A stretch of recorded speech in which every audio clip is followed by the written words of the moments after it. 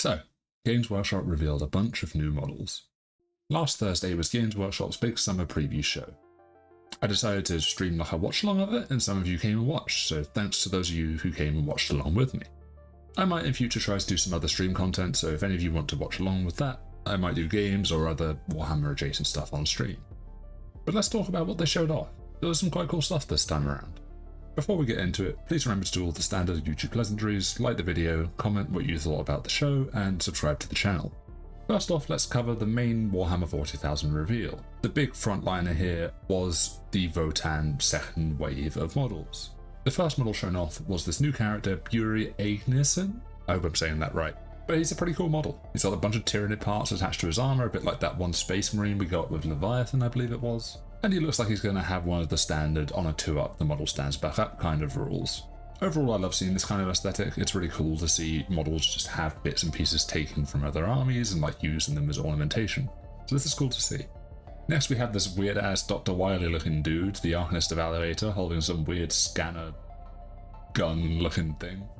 From the description on the Warhammer community page, this looks like something that has multiple weapon profiles, so it sounds quite interesting. I'm curious to see what it'll do on the tabletop. It makes for some pretty great kit bashes though. I mean, look at that. That's a hairdo. Next we've got the Memnir Strategist, who seems to be some kind of AI robot dude that a lot of people seem to be comparing to the Tech Priest Manipulus on the AdMech side of the community, which I think is absolutely hilarious. The posing is quite similar, to be fair. But this one looks like a leader unit for some of the sort of robotic parts of the Votan range. Should be interesting. Next we've got the Ironkin Steeljacks, a bunch of very tall robots, or very tall for dwarves I suppose. These guys look like they'll be interesting sort of mid-board objective holders as they look a bit more durable than your standard Votan units and have some sort of medium to long range firepower and potentially a melee weapon. Next we have the Chthonian Earthshakers. There was a lot of rumours going around prior to this release that there was going to be some kind of big mortar cannon, and this probably fits what that rumour was predicting.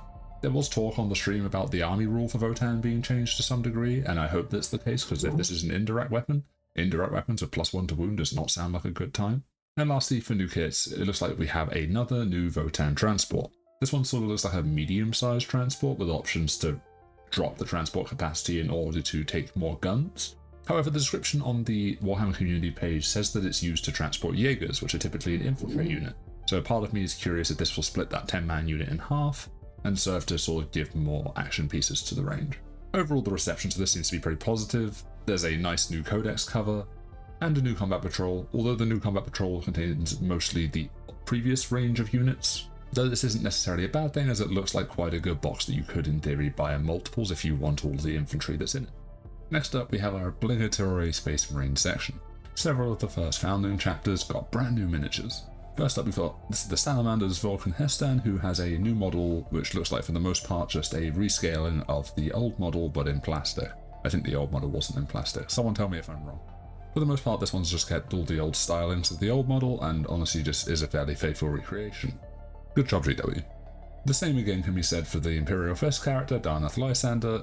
To be honest, this isn't the most exciting miniature to me, but it is a very faithful recreation of the older miniature, so it's nice to see him have an update. More importantly, let's talk about the new characters they've introduced. First up is a new chapter master for the Raven Guard, Aethon Shan. This is replacing Kaven Shrike, who in the lore was always going to be a temporary chapter master, we just didn't know who the new one was going to be. Overall, this is a much more impressive miniature and honestly just does a lot better of a job looking like a chapter master. Hopefully this means that Kaven Shrike will remain in the range as a captain, but this is what a chapter master should look like. It's very dynamic, there's a lot of detail, there's a lot of cool little gubbins, he's got some little drones with wings flying around. But good job, TW. This is good. More of this, please. Next, the Iron Hand's got a new captain. There's not too much to talk about here. This is a fairly generic captain-looking dude with a bunch of cybernetics. I mean, it's pretty on brand for what you want for the Iron Hands. It's nice to see them getting some stuff, because they're usually quite neglected model-wise. And lastly, for the Space Marine characters, we have the White Scars Sovoden Khan. A bit like the Iron Hands, these guys are a bit neglected. How did White Scars not have a character on a bike? It's their entire thing. Why was the last character not on a bike? It's a cool bike, and the dude's leaning off it with a spear thingy. It looks good. Good job.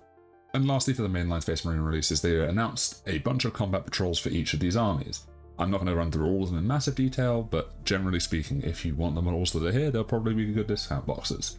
The Salamanders one does have an epic hero, so it'll be hard to buy in multiples, but it has a bunch of flamers and melters as you just split. The Imperial Fists have a bunch of Space Marines in a command squad, and so on and so forth. I think the funniest of these, it has to be by far the Iron Hands one. For some reason, they've included 2 of the Iron Strike servo turrets, whatever they're called. Oh god. It's a model that I've never seen anyone play on the tabletop, and it's just really funny to see 2 of these in a combat patrol box. I'm sure there's someone out there that'll love this. It is quite a funny looking box, but overall the combat patrols look good. I'm just not sure that Space Marines need this many combat patrol boxes, but they'll be good discount boxes regardless. The last big reveal on this stream for the 40k side of things was a Kill Team combo box between the Deathwatch and the Necrons. This Deathwatch update was a big one that I was waiting for personally, so it's quite nice to see all of this upscaled. The guns and the weapons seem largely quite faithful, but the composition of the kill team seems a bit different than last we saw it.